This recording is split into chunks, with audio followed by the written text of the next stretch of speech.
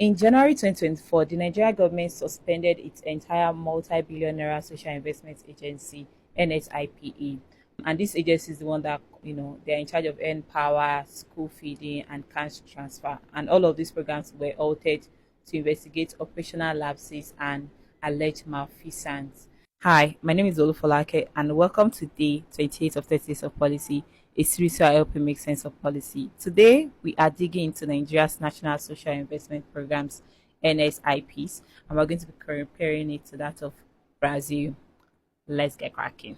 First, let's break down our policy. See, the NSIP is an initiative that was launched in 2016 to address poverty, hunger, and unemployment across Nigeria. And it was structured around four components: NPower, which all of us are familiar with, National Homegrown School Feeding Program, Conditional Cash Transfer, and Government Enterprise and Empowerment Program. But my focus is on the Conditional Cash Transfer component, which was designed to give a small stipend to the poorest of the poor in Nigeria. And currently, the Nigerian government is rebooting that program. Remember, they suspended it earlier, but they've rebooted it.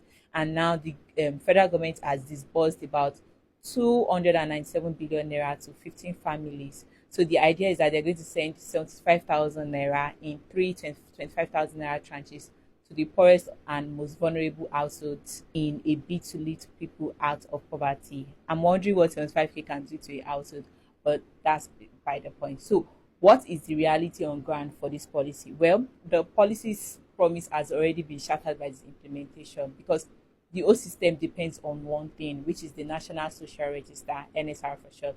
And NSR is the official list of who is considered poor.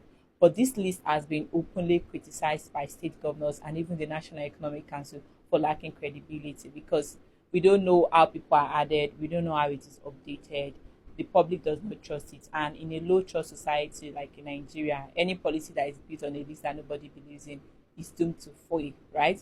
And just this month, this November, World Bank stated that Nigeria's social safety nets are inefficient, with only about 44% of the benefits actually reaching poor Nigerians. Now, let's take a look at Brazil. They also have massive poverty, but their own system, which is called the Bolsa Familia, is studied as a global success because they have a single and trusted national database. In fact, there are lots of research papers in this regard, and I was surprised when I was researching. It's like, why are there so many research papers on this? Anyway, the Brazil system is built on Cadastro Unico. I hope I pronounced that right. Anyway, it means single registry, and it goes beyond just a static list of names like that of Nigeria's National Social Register. Instead, it is a massive census-like database that holds detailed socioeconomic information on 80 million low-income people in their country, which means that it holds details on the number of people in a family, how much they earn, how much they need to survive a day, all of those details. It is well captured in it.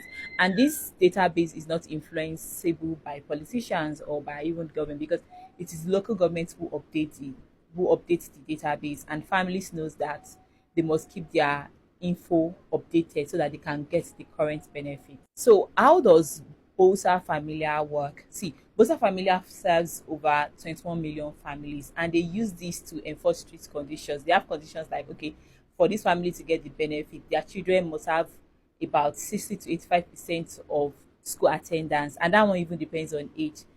Now, what is the core of this analysis? This analysis is about data versus discretion.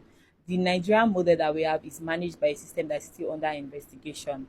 That our register is treated like a black box, right? The public, we are not allowed to see the data.